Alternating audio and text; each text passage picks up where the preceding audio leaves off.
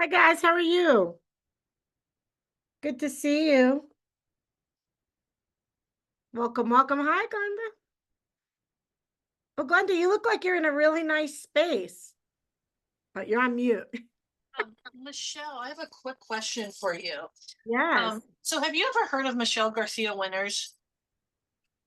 So Not heard she's of. like the guru in the special education like community around social thinking and pragmatics.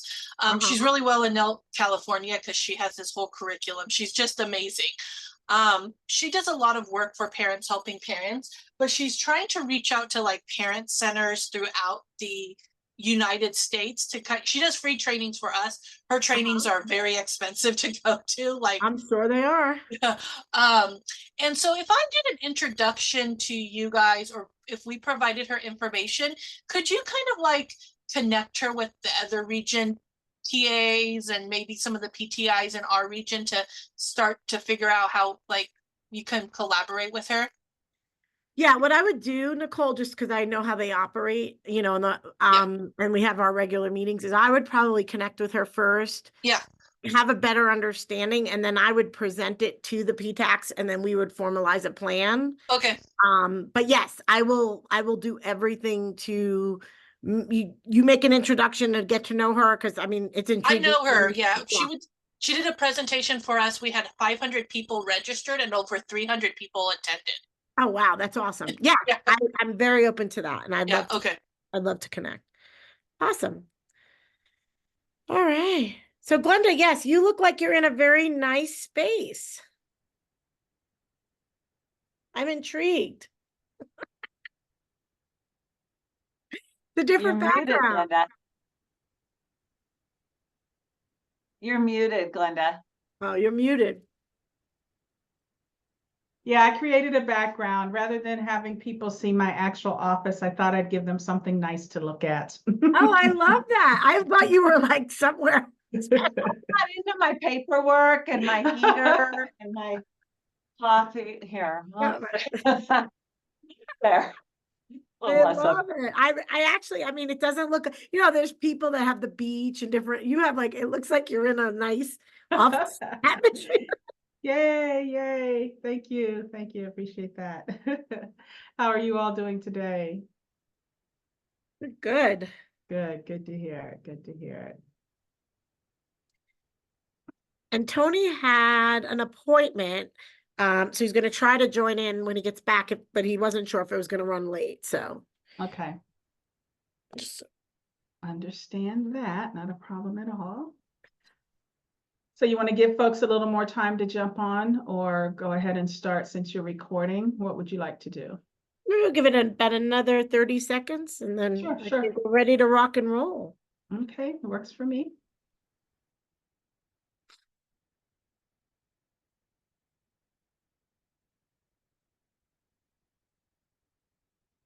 Is everyone enjoying their weather or not? It's actually winter in Colorado today.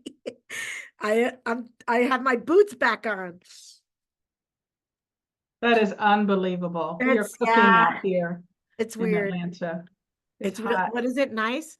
Then hot. It's hot. It's beautifully clear and sunny, but it's just hot. Yeah. We went from nice, cool spring weather to hot. Yeah. Yeah. I don't know if you were already logged on to the last call, Michelle, when we got on, but we had snow this morning and we're supposed to be around 83 by Friday. Yeah, So same here. I'm, We're similar. We're similar. We yeah, had yeah. frost. Cover your plans. I'm very much Go to the hoping that beach we're on going to have Friday. Well, we don't have beaches, but I like to think I go to the beach. You know you're logged in as Tony. Did you know that? I have to do my change my Yeah, name. your name I says had Tony. to, otherwise I wouldn't have been able to start the meeting. Gotcha. I could Gotcha. be Tony today. Sure, you can be Tony. All right. California, we're at a nice 75, 80. Oh, that's lovely. Well, Bay Area. I don't I know. was gonna say that I think that's only in Bay Area. If you're in the valley, we get the smog that travels from the Bay Area. First and foremost. All right. All right, Glenda, I think we're good to get going. We had a few more join, which is great. Okay. Turn it over to you. This is session 3, isn't it? Yes, it is. Yes, it is. All right. Well, we're going to go ahead and jump in with just a little bit of reflection. Last time we started looking at our causes of fires and victims or injured from fires, from fallout, and we focused on the executive director position. And so I just wanted to maybe hear from one or two people, any takeaway thoughts you had from the last session, if you were able to join us last time, or if you had an opportunity in the intervening weeks to look at the tool resources that were uploaded for last time's session. Keeping in mind that every possible resource is not there. It's just a sample or two to kind of give you a glimpse into what some of the resources could look like. So if one or two people want to share, you can raise your hand, unmute yourself, and share with the group any thoughts that you took away from that session as we were beginning to talk about different causes of fires in your organization from the executive director perspective. Okay, I see your note, Karen, asking about putting the link to the resources in the chat. I'll have to, okay, I see I could do, Michelle yeah, I nodding could her do head. that, Karen, in 2 seconds. I'll pull it Okay. up. Yep. Awesome.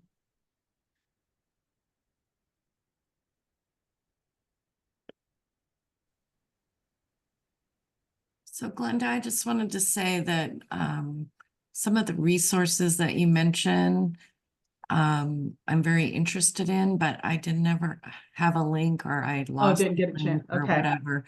So after our last meeting, I wanted to dig into the resources, so it motivated me to see what resources you were providing. Okay, yeah, well, we'll definitely make sure that that is available to everyone after today's session. Some of the things that I threw in there, and I focused it only on what we talked about in our session, related to the board chair in one capacity with respect to their roles and responsibilities, evaluating the chief executive, a couple of resources around fundraising, having a fundraising plan or a strategy around that. Put in a little bit about nonprofit life cycles, because that came up in the context of our conversation around some of the issues. A couple of samples on strategic planning, and I think something on succession planning is in there as well. So as I was taking some notes on things that were being shared, I just highlighted a handful of things within those resources. So you'll get an opportunity then after this session to look at those, as well as whatever gets placed in there today as a result of our boardroom conversation. So thank you for that, Karen. Anyone else want to chime in on any reflection from what was shared or what you heard last time? I'll take it from one other person. Anything?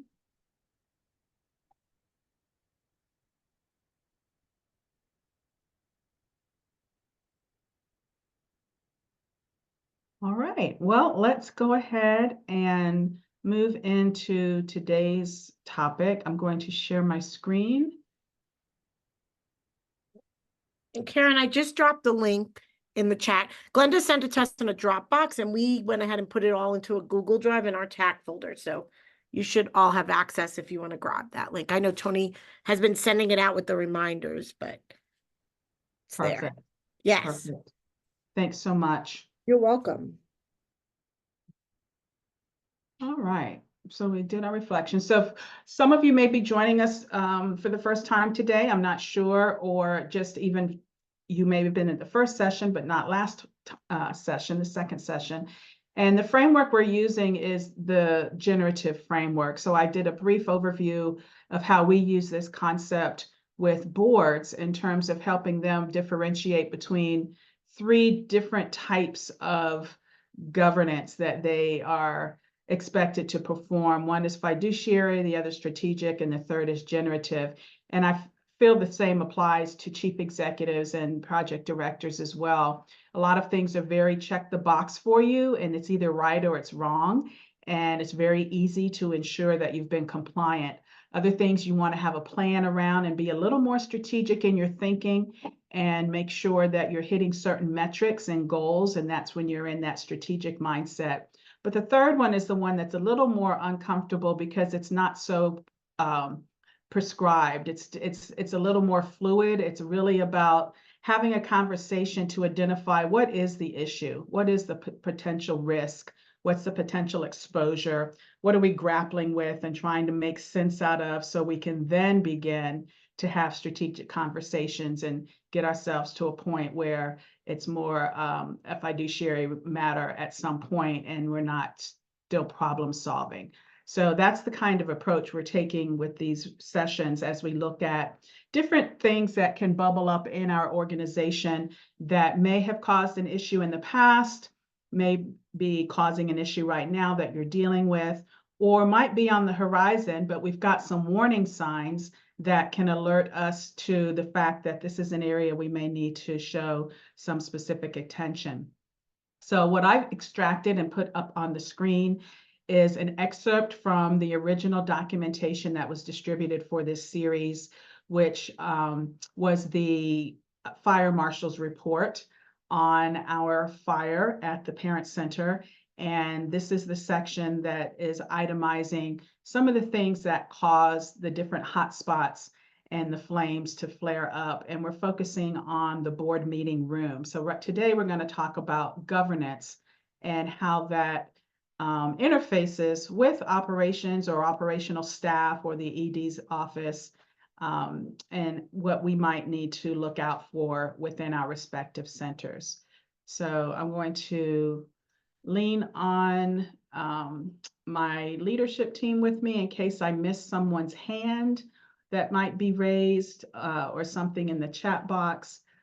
But hopefully I will see those and be able to call on you as you have things that you want to share. So with the same approach, we're going to start at the top, maybe not necessarily go through every single one in the interest of time, or I might bucket some things together because they're similarly related and we can talk about them in more depth as a group of items. But really just starting at the very first one, this is an example where a high percentage of the board members seem to be coming to the board with personal agendas. And I know when we first talked about this in a limited way at the outset, this was on the very first session, this was kind of a foreign thing to some of you. You didn't feel like you had this situation where your board members had personal agendas, but I wanted to unpack it just a little bit and see if it might resonate with anyone here, in the sense that you know, a lot of times folks are very interested in serving on the board of directors of a not-for-profit. It's very prestigious, and some folks are looking to have that on their resumes from a job perspective. But in our case with parent centers, a lot of because of the OSEP requirement, we have a lot of parents of children with disabilities who are on the board. And so by default, they have a personal interest, but that doesn't necessarily mean they have a personal agenda, but sometimes they might. And so I would be curious to know whether you've seen this at all in your organizations, or think you might have some situations where individual board members are not necessarily operating with the organization's interest at heart at the center of their work, but maybe they're trying to accomplish some things in their community personally that affect them or friends or family, or some issue they have against certain people that are leading certain offices or organizations or school systems, that you're really beginning to see some patterns in their behavior around the conversations that are being held at the board meetings, or in the actions that they're taking, even with their interaction with the chief executive or the project director on the programs and service deliveries. Does that resonate with anyone as something happening or has the potential to happen in your organization? Any comments or thoughts around that? And if not, we'll move on for sure, but I just want to take a pulse on this one and see. I've definitely had board members that have had personal agendas. I mean, even not necessarily specifically to those scenarios, but Mhm. you know, where they've come on and I mean, we've had some who have applied where it's very obvious they have a very personal agenda, and then they didn't come onto the board. It didn't make sense for them to do so, but they were very overt about what they wanted to be on the board for. Mm. That aren't, and that come on, you know, and go through that process of the interview and the application and all of that, and then you find they do have another purpose Mhm. that really hard. And sometimes, like you said, Glenda, their purpose is solely to be on a board because maybe they're required to be on a board, even though they're parents. They may be in a position in their career that they have to serve on nonprofits, and that isn't always disclosed up front, but you find out because they aren't really productive or a part of the board. So yeah, various scenarios. I don't know if others have had those experiences. I see some heads nodding in agreement, and those are very good examples. Thank you for that, Angela. And that also speaks to the recruiting process. So Right. you shared that you learned those things as a part of vetting the folks and asking some questions or seeing it on the front end. Maybe you've had them doing interviews with certain people on the board. So that definitely speaks to the identification and recruitment process. So I wonder from that perspective as well, to what degree do some of the other centers on the call dive deep into the information around the people that you're considering joining your board to see what their agenda might be and whether it really is a good fit, thinking beyond the ones that are parents, for sure, and that are doing it because their job mandates it and not so much that they had a particular interest in the work that you're doing. I find a lot of times too, it's, and I want to say this in the most cordial way. It's there's a lot of lack of leadership, right? I think you find, especially with, you know, and not to say that's what parents as leaders, right? We could be leaders in kind of that disability advocacy, but I like to see more of boards understanding the leadership of the high level stuff. Again, high level, not in the weeds, of how the organization can grow philanthropically and strategically, and not just about, oh, let me just, you know, look at how you did your OSEP usefulness, relevance, and impact, you know. So for me, I really look to kind of and fill those gaps, right? So you have what you have to have, you know, the percentage of parents, but also looking within those parents too, that have some leadership, some have some business sense, and see high level for the organization, and not just about, you know, I want to do that webinar for you because I really love working with families with disabilities and I'm a retired educator, or, you know, those kind of things. Absolutely. Thank you, Michelle. Any other comments, questions, or observations on that one? I haven't done it necessarily in this organization, but in the past, like even being on a board, we would I would vet board members by putting them on a committee first Mm-hmm. and see how they handled that. And then if they were something that was a good fit, right, they actually wanted to participate and didn't have their own agenda, then we could kind of look at bringing them on as a board member. And that's something I'm trying to kind of implement here, but that's one way I've done it in the past. Yeah, that's an excellent opportunity to vet folks, is to bring them on as a committee member and see how the courtship goes, as it were, to see how they fit with the culture, but also what their commitment is and how they follow through. So yeah, hopefully you can get that implemented successfully where you are as well. Thank you for that, Jen. Going down to another one, in terms of the working relationship between the chief executive and the board chair in particular, a lot of the dynamics that happen in the boardroom, the challenges that chief executives face, emanate from the two not having their working relationship in a strong place. So what does that look like for you all at your organizations? Do you feel, and this came up in the last session as well, and hence why I sent something on the board chair's role. But is that strong? Do you meet regularly? Has the chair really fulfilled his or her role in ensuring the board members are clear about what they are to focus on as board members? Has that caused any fires in your organization because there has not been maybe a level of trust or respect there between the two?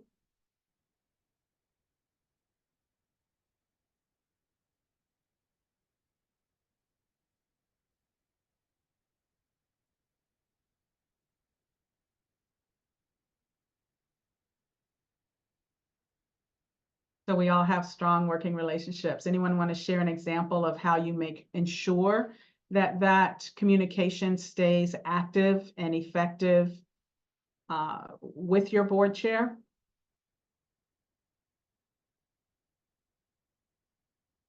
And this is Rosie. Hi, Rosie. I've been contemplating about, okay, how do I explain this? Ah, The last 2 years, I have not had a really good working relationship with my board chair. And I've been, he's been the board chair for a while now. Down because he realized that he did not have a good relationship with me. And as a result of not having a good relationship with me, caused some fires in our agency, which lasted for 2 years. mhm. And now I'm left holding a bunch of stuff I need to repair and move on from. So we have a new board chair now, and he is very active with me and has me doing a bunch of stuff that I've never, ever done with this previous board chair. So I'm hopeful that because this new board chair now has been engaging, he's been really productive with getting personnel in order and stuff like that. We're actually on an upswing. So that's a positive thing. It wasn't a good relationship at all. And he, there was some mistrust. He didn't trust me. And as a result, kind of, led that way. So Mhm. Thank you. Thank you for sharing that, Rosie. I appreciate that transparency and vulnerability to share that in this group. And I hope that it resonated with some of you in different ways, either that you have the same thing going on, or there's some things you can take away from what she just said. Without elaborating too much more, is there a reaction from someone in the group based on what Rosie just shared when you look at the relationship you have with your board chair?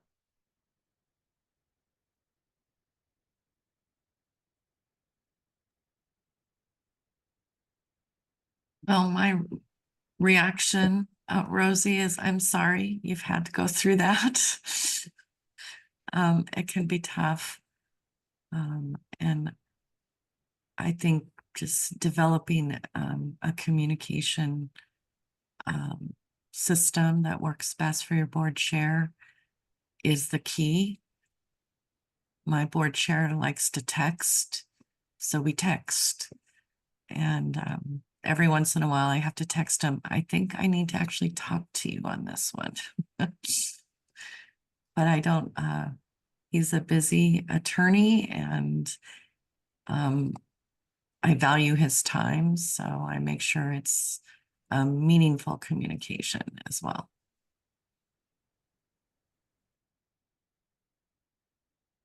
Excellent. Thank you for that, Karen. That's so important to establish that cadence with the board chair when they first come in, or when you first come in, or just over a period of time to refresh that relationship to make sure you're both on the same page with your level of understanding of how your communications are going to go. Karen, you made reference to, acknowledging that he's a very busy person given his career, and making your encounters meaningful. And sometimes when I work with organizations and training capacities, will do communication activities that are as basic as filling out a user manual where you highlight things that work best for you and things that don't work well for you, and the ways that you like to be communicated with and ways that don't work for you, and what you value and what really annoys you. So it's almost that concept of a user manual with a piece of equipment, and instead you're doing it about yourself. And it's a great way to introduce yourselves to one another and how best you can communicate and respect the way the other person is their best. So it's really a lot of building trust one activity at a time kind of thing, where as time goes on, that trust develops, but unless you consciously address it, it's not going to change. And so I know there's a client that had that situation where it just broke down, totally broke down. And they could not figure out how to restore and repair.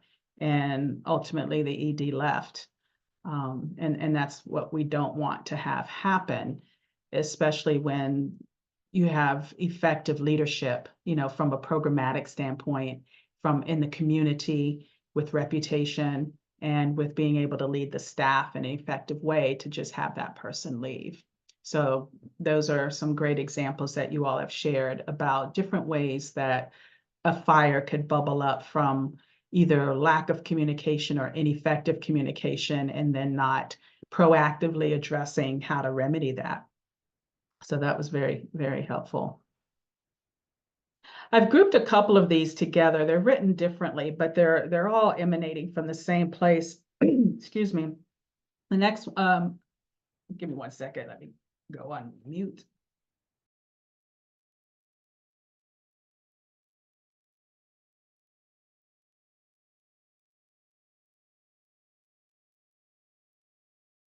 Ooh, sorry about that. Coughing fit there. I have a quick question. Yes, please with- go ahead, Yvette. With my board chair, I just like, sometimes he doesn't respond to me. Like, and I'll send an email and he just ghosts. I won't hear anything for weeks. And so I'll just either figure it out myself or ask another person on the officer. So I would ask the treasurer, can you do this for me? Because he's not responding back.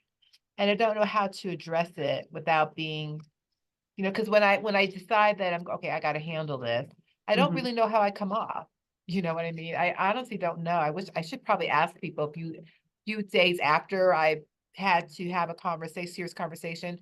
How did you receive it? Because I really don't know how I come off. I don't know if I come off to like, okay, I'm sick of you. You haven't done this, blah, blah, blah, blah, blah, blah, blah. I come off like whiny. I don't know how I come off, but I do get to the point where, okay, I'm gonna have the talk. But you know, I don't want to insult him, so I don't know how to do it. I love that. Thank you, Yvette. You've shared some excellent things there. One, definitely have the conversation with your chair on the next meeting. You know, make him aware that there's some things you want to talk about in terms of communication between the two of you, because you really want to use Karen's word, acknowledge and respect his time and other things that he has to do. But to be the most effective in your work, you need to be able to reach him when you have a need, and you want to find out what's the best way to do that, where you can count on him responding in a timely manner. And so that's one approach. The other one that you said was going to the treasurer. Sometimes you may have to do that. Go to another officer and enlist their support, because then you have officer to officer in terms of maybe they can connect with that person and have a conversation about strengthening the working relationship and the communication with you. But also helping you to get accomplished whatever it was that you needed to accomplish. So that's kind of a twofer. But the third thing you said that's really powerful from a leadership perspective is that you're interested in how did they receive you.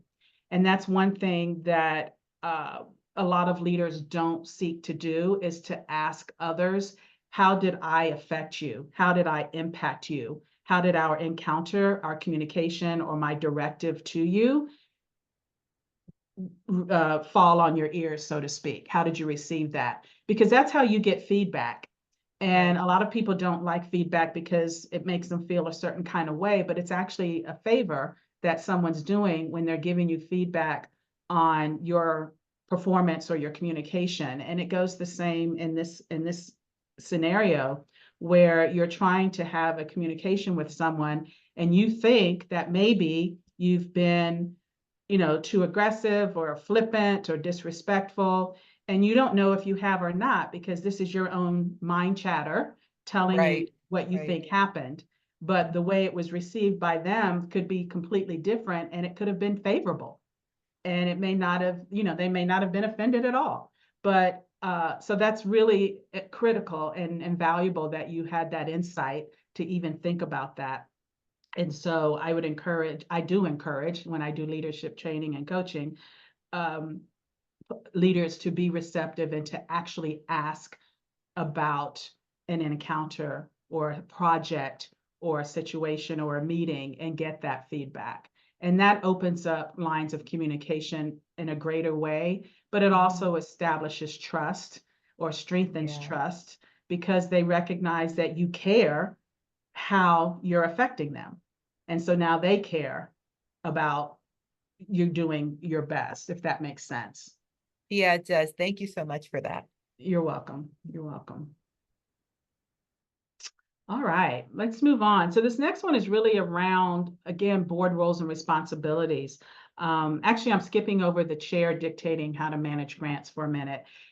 Board members not understanding legal and ethical responsibilities, which kind of plays into grants in terms of being compliant, following, the rules of the grant themselves, the requirements of the grant, or the bylaws of the organization. The next one, speaking to board members not understanding their fiduciary responsibility as it relates to protecting the organization's assets, how those assets are used, whether you can spend funds on this, that, or the other, if you can use federal grant funds to help raise fundraising donor dollars. Are they aware of that? Do they know what you can and cannot do?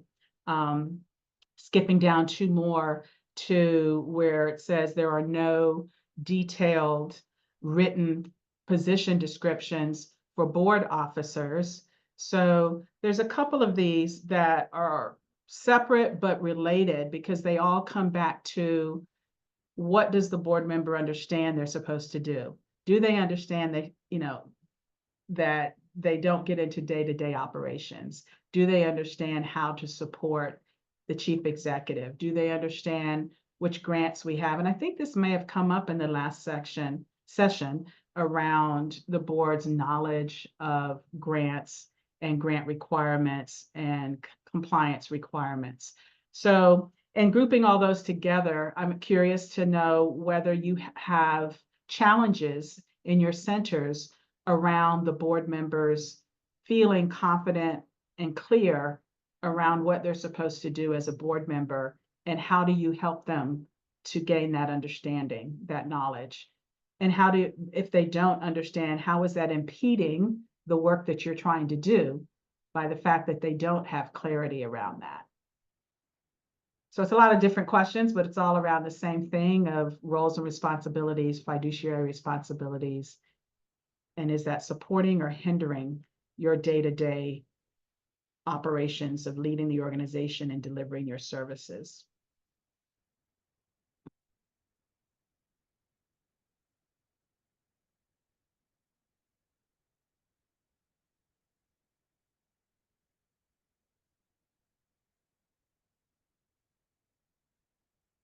This traces back to what Angela mentioned earlier as well around the recruitment process. That next level is the onboarding process. So when you onboard them, what does that look like? What are they provided? Do they go through a training? Do they meet with certain people? Are they just given a binder? Is there periodic refresher training? Are are they fulfilling their responsibilities pretty effectively in your opinion? And you don't see any warning signs, any yellow flags anywhere?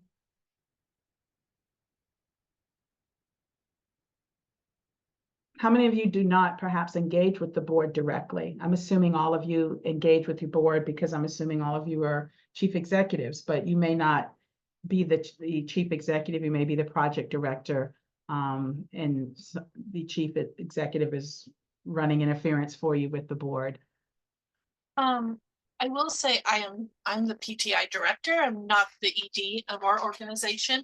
However, because we do have a federal grant and it's a lot of interactions with the board needing to sign stuff and making sure that they're aware. I do interact with the board more than the typical other managers at our agency. Also, our board in general is very, I will say most of our board uses our services as well, right? So Okay. they're always in contact. So I have different relationships with different board members, but the difficulties that are being described, like, you know, about the board agendas and having their own agendas or the chair, and these kind of fighter starters are usually more of a ED, you know, output. I have a different relationship. And in that relationship, Nicole, thank you for sharing that. What kind of fires are you seeing, if any? I think it's just timely, getting things done, them understanding the importance of signing a cover sheet for an annual report, right? Like, I can't wait until 5 minutes before a report is due for you to sign it. Also understanding that they are volunteers, you know, like, I know they have board obligations, they've all signed board things, but also this is not always the most important thing to them, right? A lot of our executives, our board members are executives in Silicon Valley, right? For Apple, for Google, for those kind of places. And so they're out of the country a lot. So just trying to organize when they're in the country. It's just really the fires that I am putting out is more of what I need them to do to make a compliant grant. Updating board, you know, making sure the bylaws are updated, making sure that the board roster is up to date, right? So those kind of little technical things rather than the, I would say, the leadership or oversight portion of it. That's a good observation. And is that anything, and so are those things falling to you by default, or those are things that your structure has designed you to handle and present to the board or to get it from the board? Is any of those things, go ahead. That's our structure. That is how, that is the responsibility for, I will say, grant management in general, because we're not a one funded agency, right? We have 17 grants or more at some point. So we have full oversight of all of our grant responsibilities. We do CC the executive director. So if she sees me in contact with the board more than 2 times because they haven't followed through with something, she will step in and finish the communication. But the initial and the second kind of thing is my responsibility as the grant manager or the project director or the grant director of whatever grant I am in, to make sure that I'm in compliance with all components of my grant. That's great. That's great. So you have that tag team approach in some respects to where she'll be able to intercede if you encounter some roadblocks in working with the board. And a lot of what I'm hearing you describe are logistical things from the standpoint of needing to get that from your board members. And what a lot of that leads to is structure, as you mentioned. You know, how is that designed within each respective parent center so that becomes an effective, seamless process to get those things tended to? And then who's the point person that steps in when it's not happening in a timely manner? Because that is something that I hear from a lot of organizations in terms of, even going back to Yvette's comment, you know, responsiveness. and prioritizing this particular board, because a lot of times what happens is folks will serve on multiple boards, especially those highest of echelon executives. You know, they're sitting on 5 or 6 boards, and every board is different. And so they may be serving on a board that has a lot of staff with a lot of managers and a lot of infrastructure, with a lot of policies and procedures and forms and protocols and online platforms for going to read documentation. And they can just check in and out very quickly, and there's not a lot for them to do. And then you have the other end of the spectrum where it's a smaller organization and there's a lot more engagement and attention that's needed from the board members, but they're maybe not used to that. And so how do you bring them into the fold in a way that they understand that this nonprofit is very different from the other nonprofit on whose board they sit, and there might be a lot more interaction that has to take place. A lot of times in organizations, what I've seen is, you know, their executive assistant is part of the loop. And so when they're that high up, their executive assistant becomes a point of contact as well. So because they always listen to their executive assistant, and the executive assistant has their calendar, and she has their cell phone number, and he or she or they know how to reach the person, and that becomes another way of getting through in that communication and trying to eliminate those barriers.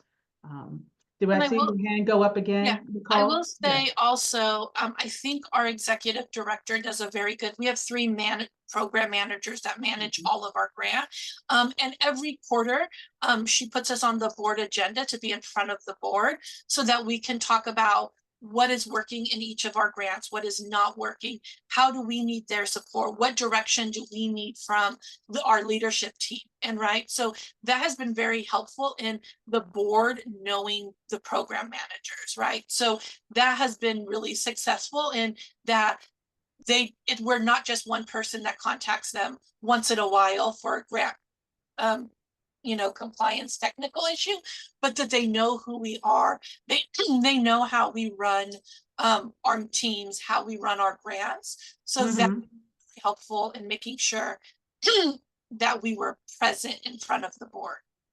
Yeah, that's critical for them to know the staff and know the programs, and for you all to be on that agenda periodically, so they're constantly informed and aware of who is who within the organization, what it is that's being done, and how you're complying with all the grant requirements. So that's an excellent best practice as well. Thank you for sharing that. Any other comments, questions, or observations around board members fulfilling expectations, either supporting or hindering the work that you're trying to do in any way?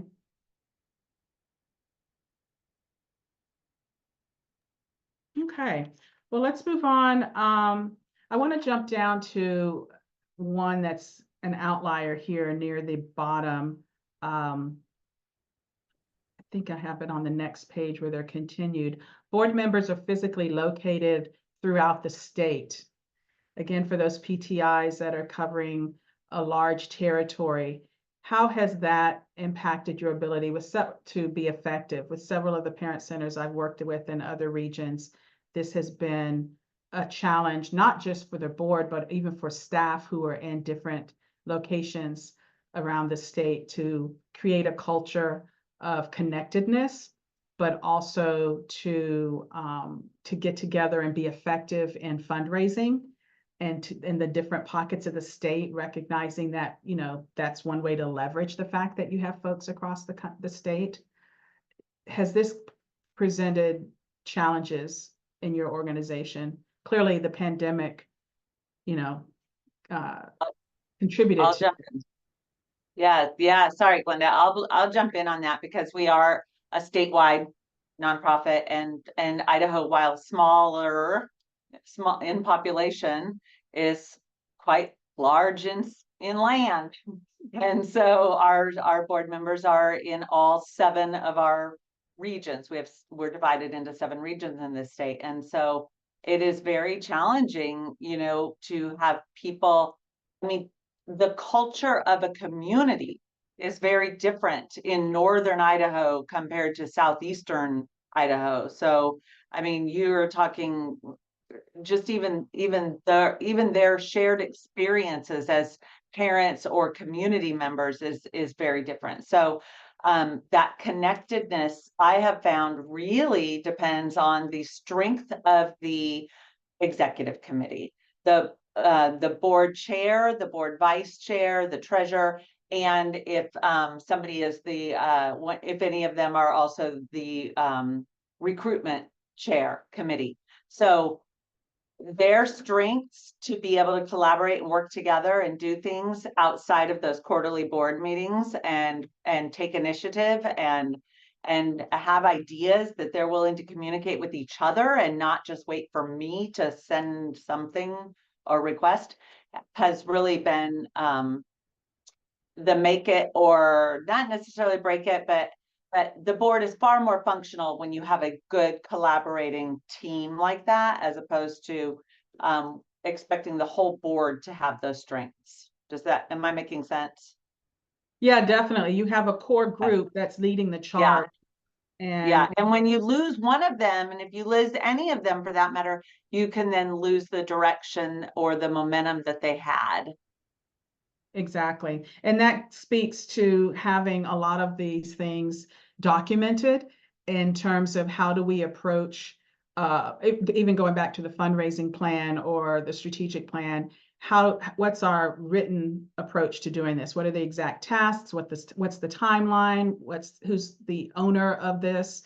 And what are the metrics that help us measure progress and success, so that if you do lose someone, the person that comes in behind them has a roadmap to follow. They also have each other to share that historical information with, kind of like us, how we talk about having a board buddy when a new person comes onto the board, so that they have someone to hold their hand and walk them through the process of the culture that exists at this organization and also at this board. And then what are the ways that you all accomplish things, and what's the plan for how you're going to accomplish it. So definitely all true things that you shared, Angela.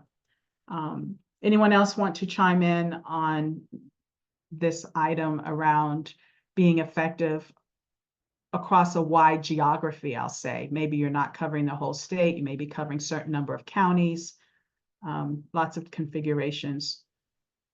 Yeah, I would say for me, Glenda, I actually have the opposite, and being like newer to this work, you know, and our office is in one part of Colorado.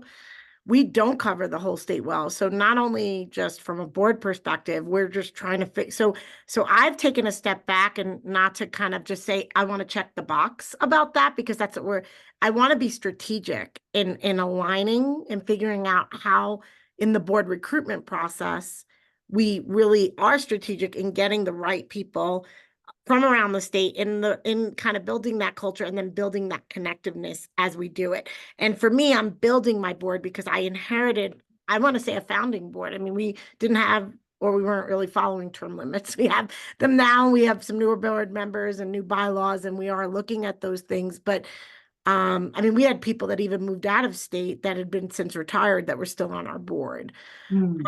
So I don't want to use the word cleanup. I want to kind of stay in the spirit of positivity, but it's been a challenge in this. And I came from a very high functioning board in my former nonprofit. So it was really kind of interesting for me to kind of change that dynamic and really learn how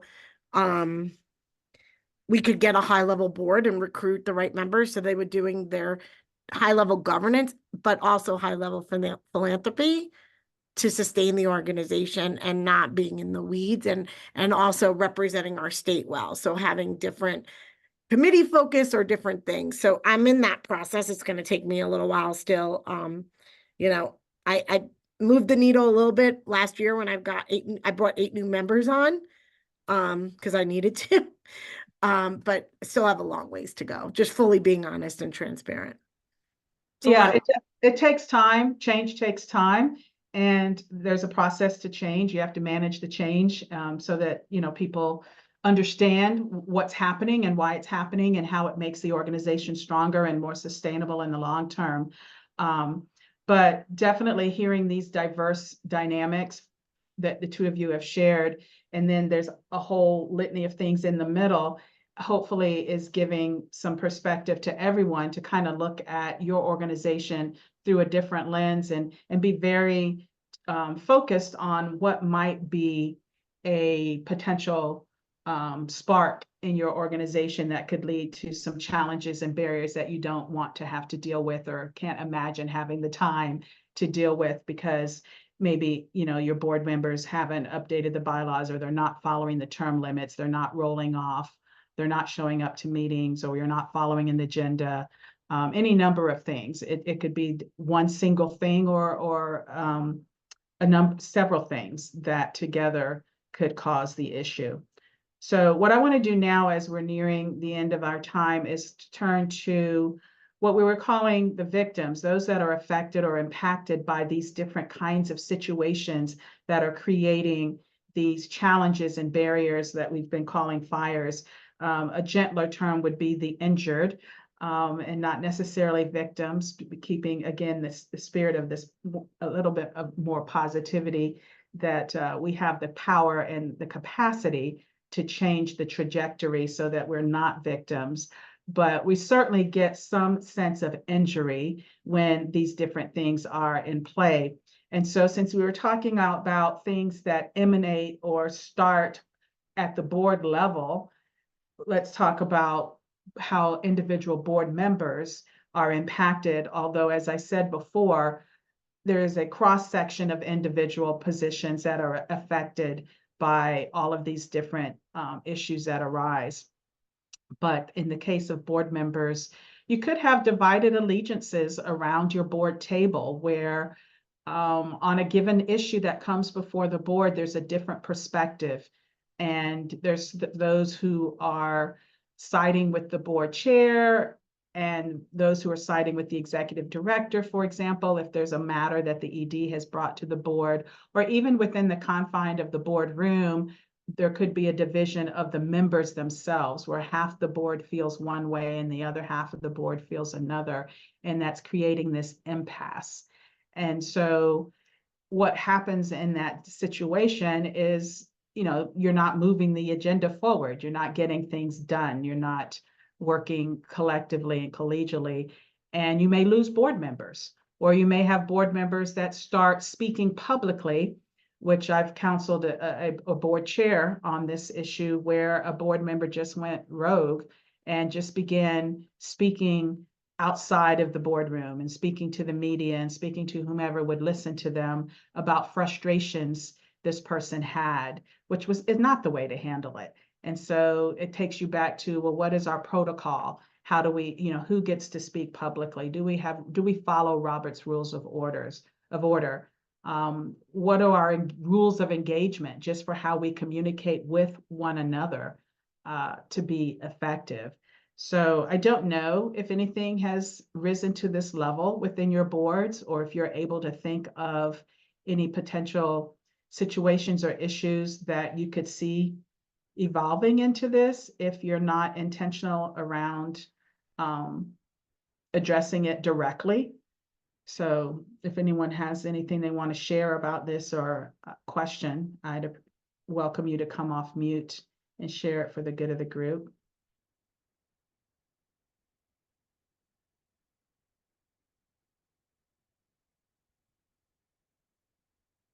A little too extreme for where you all are in your life cycle. Not directly applicable. That's good news. It's good news. Someone mentioned earlier about timely information and timely signatures. So again, you know, the board needs to work with sufficient information, timely information, accurate information. This calls the question of what's the format of the reports that are being provided to the board. I know most of the parent centers are meeting on a quarterly basis because that's what OSEP requires. Most boards tend to meet 6 or 7 times a year. So they're maybe doing a bi-monthly meeting plus a retreat annually.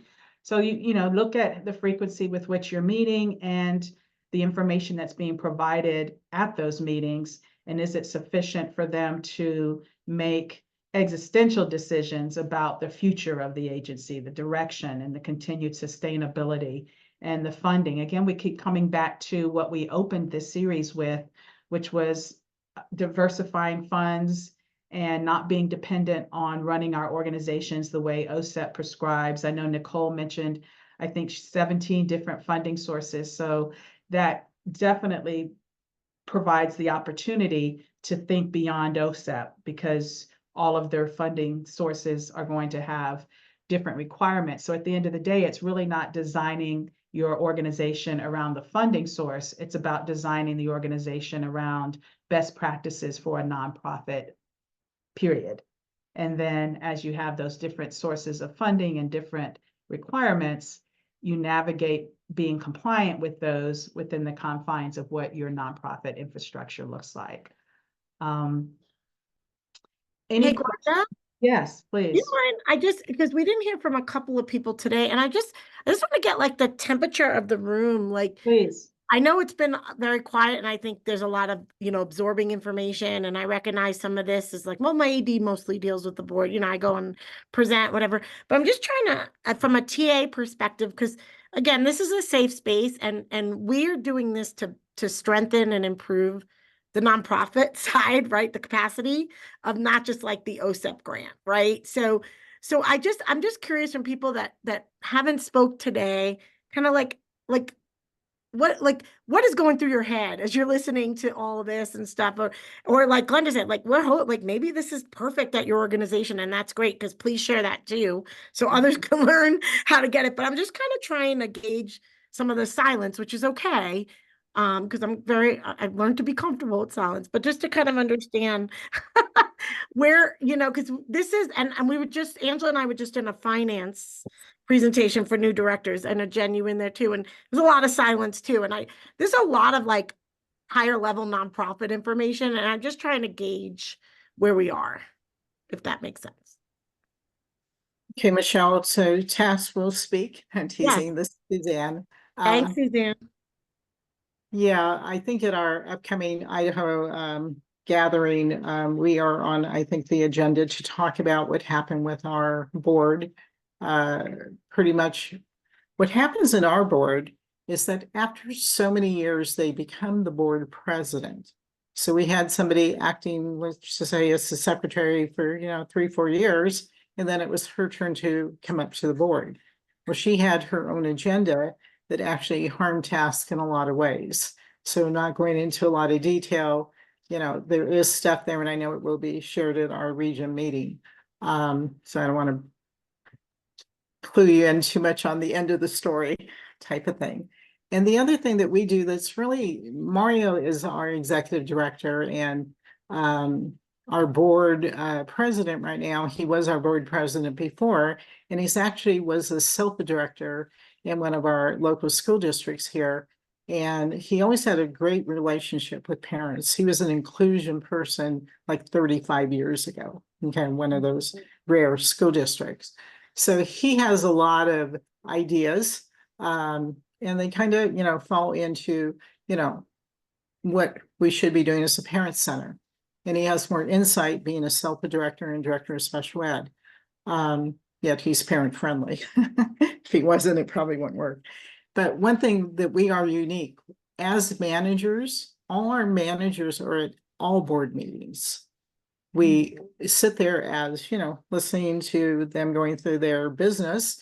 And then as needed, when there's something about, within our, job duties for, the PTI, then we will, give somewhat of a short synopsis or, be there to answer any questions they do have or to share information that they're not aware of.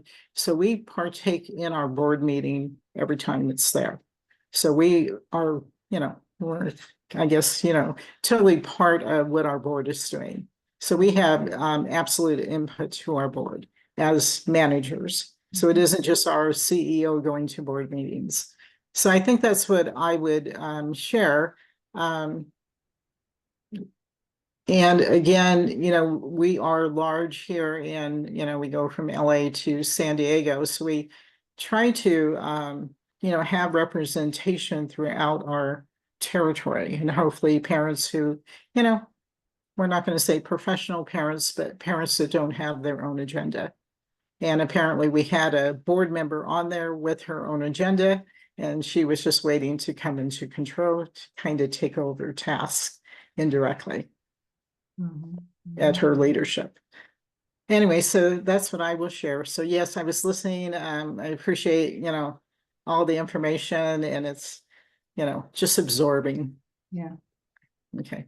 Thank you, Suzanne. I appreciate that so much. You're welcome. You're Thank you welcome. for that prompt question, Michelle.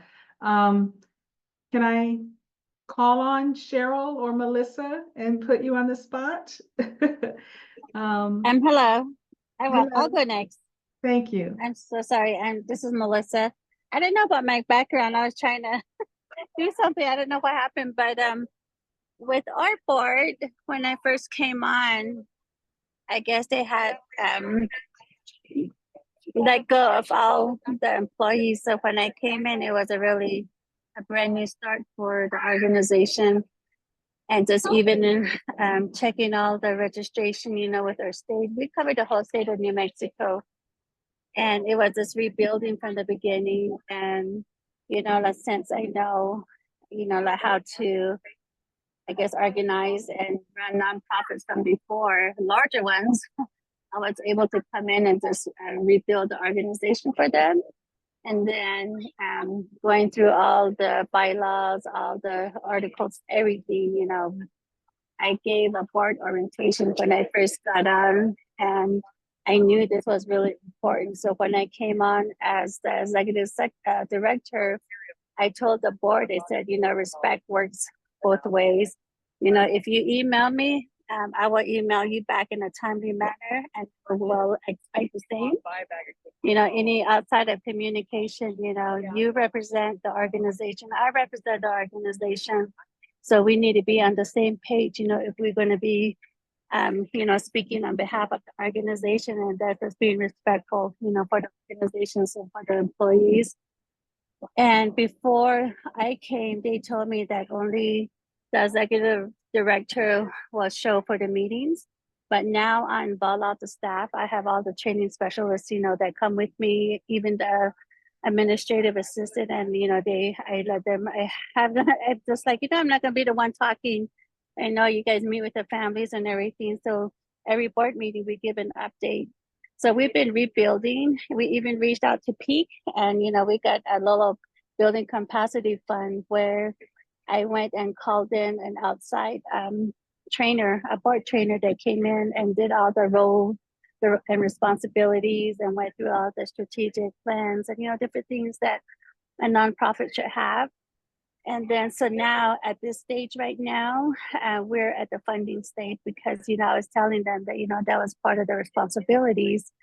And so we are going to be meeting on that, to go forward on what kind of, and just fundraising. And then as far as applying for grants, that has been going really good, but just the board fundraising and participation. So I just feel like, setting as a new CEO, or a new executive director, not to go in with fear or intimidation, and just go in and, they chose you, and, you just always have to let them know, well, this is what, or these are my expectations. I want communication in a timely manner. If I email you, if I need a check that needs to be signed, if this needs to happen, then I, in return, respect that, you act on it in a timely manner. So, we went through all that, and they were really grateful, the organization got back on its feet. So now, we're just, so, just listening to everything, I'm just learning, and I'm, really thinking, okay, this is what, we might need to do. So I'm so sorry. I just went in. If I could just talk about that, I could just go on and on, but that's what, so far, that's what we've been doing. Awesome. Thank you so much for that, Mhm. Melissa. Yeah, that aligned with a lot of the things we talked about today, and definitely being in that rebuilding phase looks very different in terms of having to reestablish a lot of things. So definitely, I love what you said, being confident and having no fear, because they chose you. And so each of you has been chosen for the role that you have. And so that means you have the capacity and the capability. It's just, getting support when needed and tasking the folks that can do others things with you so that you all lead together as a team. So thank you for that. We're at time and I want to be respectful of your time. However, I did call out Cheryl. So I want to give you an opportunity if there was anything you wanted to add. I know you're from Peak as well, as Michelle. So was there any thought you wanted to share for the group? Yeah, no, this is just my first time coming. I wasn't able to come to the first two, but similar to Nicole, I'm the PTI director. So right now I have had very limited kind of engagement with the board, but I was curious to see kind of what other centers are doing, just to Mhm. kind of learn more about my role and what I should be doing or should be expect to be doing as coming on as a new PTI director. So just Awesome. listening in for professional development. Thank you so much, Cheryl. I appreciate that. And when we come together in the next session, we're going to be looking at things from the perspective of the PTI director, the project director, the program director. I keep using the terms interchangeably because your centers have different programs going on and you might be using different titles. So I don't want to offend in any way, but we're going to look at it through that lens and have a conversation around that. So stay tuned. Look forward to seeing you at our next session. There'll be some follow-up resources that align with today's conversation that can give you some insight into some things you might want to consider. Definitely reflect on what was shared today. Everyone shared some great things and we're appreciative of that. And we're just looking to strengthen that capacity, that operational infrastructure, and give you a platform to share some things you might be encountering. And I think I would ask, unlike the prior sessions, I would ask you to maybe make a short list of something specific that you would really love to address that just may not come up in the course of what we've planned and designed. And go ahead and shoot that as an email, if you would, to Michelle. Should it be to you or to Angela or Tony, that maybe we can be sure to incorporate that before we end this series? I think Tony would be great and he'll capture it all into one. Yep, Tony would be great. I'll let him know. Okay, so send it to Tony, you said? Yeah. Okay, all right, awesome. So if you would do that, just something that's top of mind for you, that's an immediate need, challenge, or question that you have, or an area that you would love to spend some time on during this series, then that would be even more helpful to us as well, to be sure that we're making this effective and useful for you. And with that, thank you to Michelle, Angela, and Tony in absentia. Have a great rest of the day, everyone, and we'll see you on our next date. Thank you so much. Bye.